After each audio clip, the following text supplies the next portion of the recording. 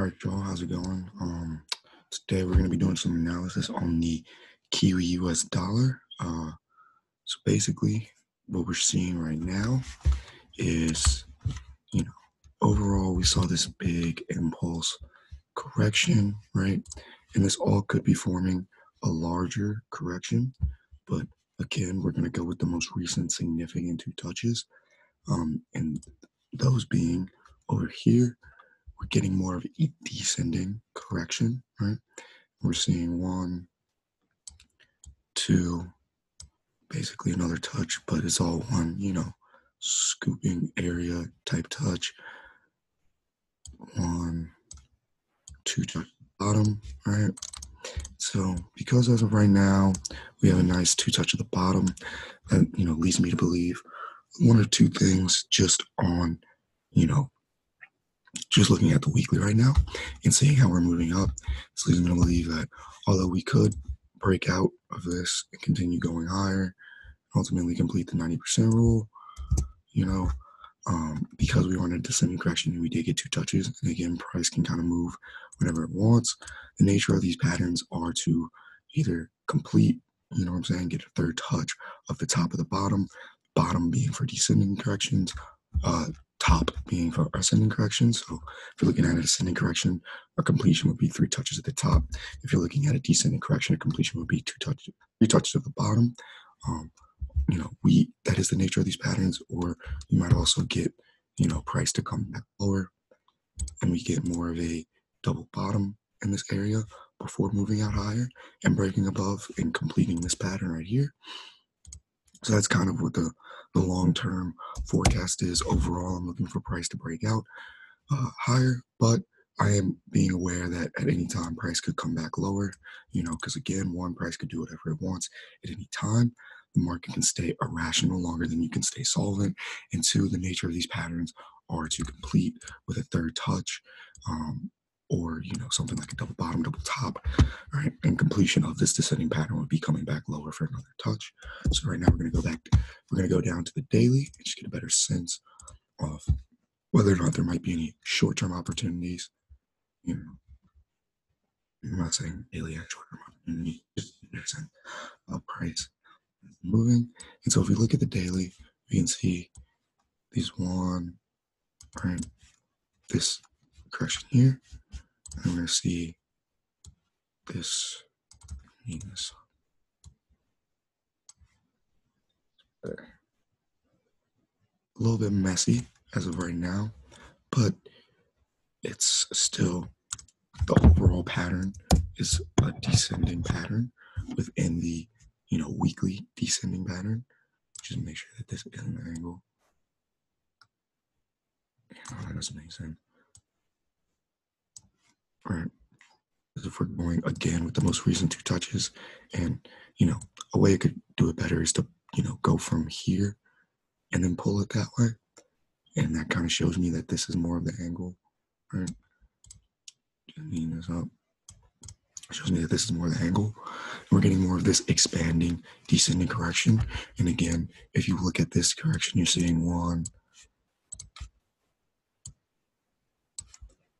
two, three touches at the top, one, two, three touches at the bottom, right? And we could break higher to get another touch of this descending correction, which would be also come in line with the completion of the, we could break higher to get another touch of this weekly descending correction, you know what I'm saying? Which would also come in line with breaking out of this daily descending correction before moving lower. That's also that's always a possibility, especially with the completed pattern that we have right now on the daily. Or we could ultimately, as I said again, we could break higher, come back lower, correct, and drop down all the way to a double bottom or another touch of the daily, weekly descending correction, right? So now we're just going to boil down to the 4 hour and just get a better sense of how price moved up to that area.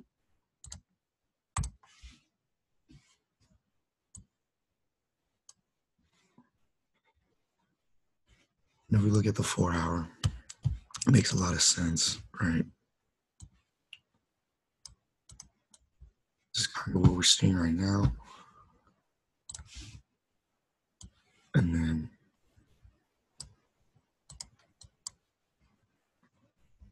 this makes sense as giving us more indication that we could be getting more of that, break back lower. And then if we honestly go to the most recent two touches here, bring this up like that. Remove this here, keeping in mind the nature of the correction that we were already looking at. We see more of this type of pattern, more of an ascending type correction, although we do have this nice impulse within it.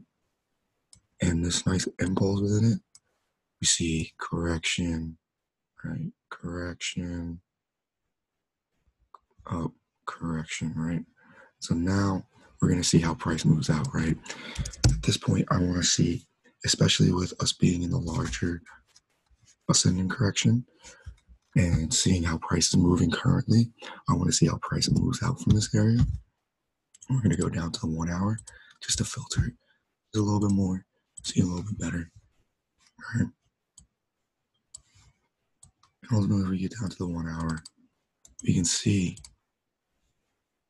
that price, we kind of got this move up, correction, move up, break back down below, correction, break below again. And that's kind of going back to what I've said before on the Euro USD trade, Euro USD setups that I was talking about previously. If you've seen any other of the previous videos that we've posted, kind of the nature about what's happening and the psychology around what's happening around here, although there's no real like overall double top in this area, what you are seeing is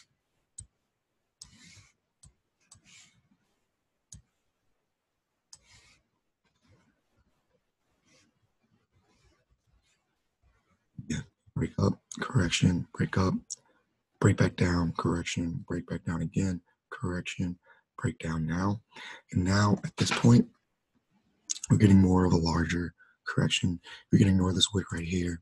It's just a bit of volatility as it doesn't really make sense with the type of structure that we're getting right now.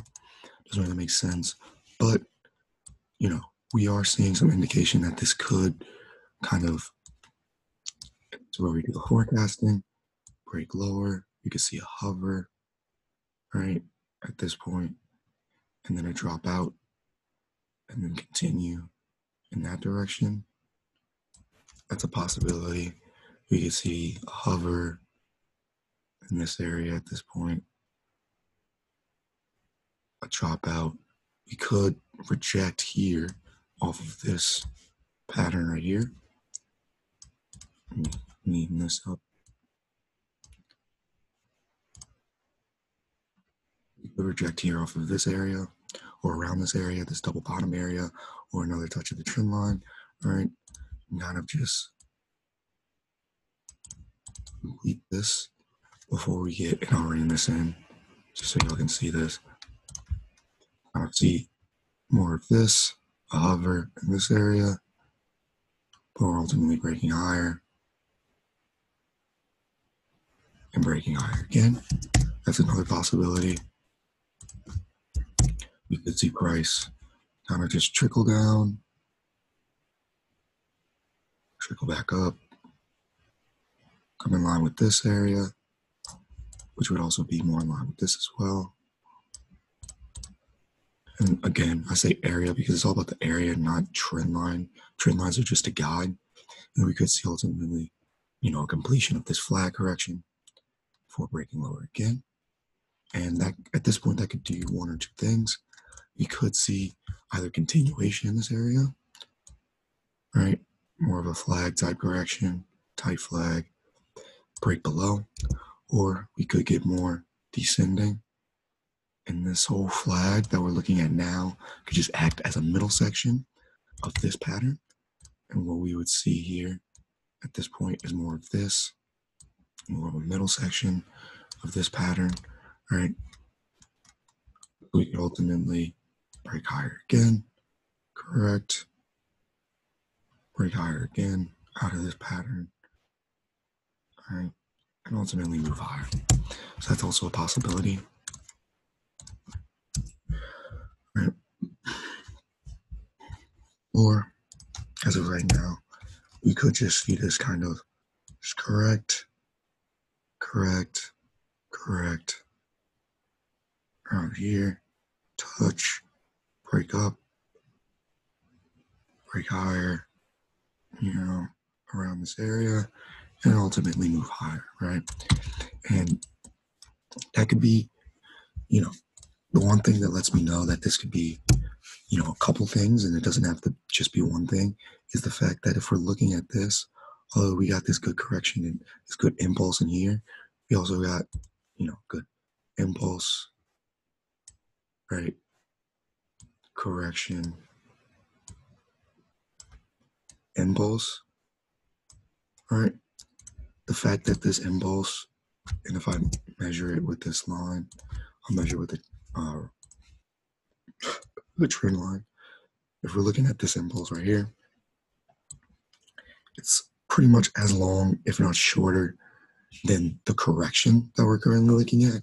And so when you see that, you can often see that the corrections become what's called more neutral, and they don't have to like kind of complete to the upside or complete to the downside, whatever, correction you're looking at. And again, price doesn't have to do anything, but like they're more likely now to, you know, do the opposite of what you would expect of a decent correction right now. So this is what I kind of want to see, this area around here. I want to see how we move down to this area. If we get a touch, break back higher, correctively, to complete this pattern, or if we want to break lower, hover, break lower again, or if we want to move down correctively, break higher, hover. So essentially, my line in the sand for this one would be this area for a sell, and this area for a buy, and seeing how price gets there, right? If we get there and get a nice hover around this area or out of the pattern around this area, I'm going to be looking to take that first correction higher for a buy. If we get down here, impulsively get that first correction, first tight correction, bear flag correction, that's when, I would be more comfortable taking a valid entry to look for a sell. Or we could possibly also move down correctively. And this is why I say how it gets to this area will be very important. We could ultimately move down correctively, again, as I was talking about before, move up again correctively, and then break lower after completing this flag, right? At that point, I wouldn't be looking for a risk entry just because this can kind of form into a more of a running channel at this point and then break higher. But what I would be looking for is the first impulse, first correction, and then I would be taking the first correction as it comes, right? So a couple lines in the sand, price can do a couple different things right now. As of right now, Kiwi CAD. So I want to stay open to all possibilities, keep my bias open to all possibilities within the market, and just make sure that I stay on the ball with, again, this area and how we get there, and this area and how we get there, right? So that's what we're looking at right now on the Kiwi CAD. Hope you enjoyed it. Again, just out here trying to document my journey. I was actually having, a bit of I guess I would say some self-doubts last night, where I was just, wondering, am I really on the right path? Blah, blah, blah, blah, blah. Those general self-doubts that people often have with trading, right? And so, just trying to make sure that I'm documenting my journey. So when I know that I'm at the point where I want to be, I'm not saying at the point where I want to be, I'm there and I'm done, because my goal is to always keep improving with my trading. But, I definitely see myself being better with the Falcon strategy, in the future and everything like that.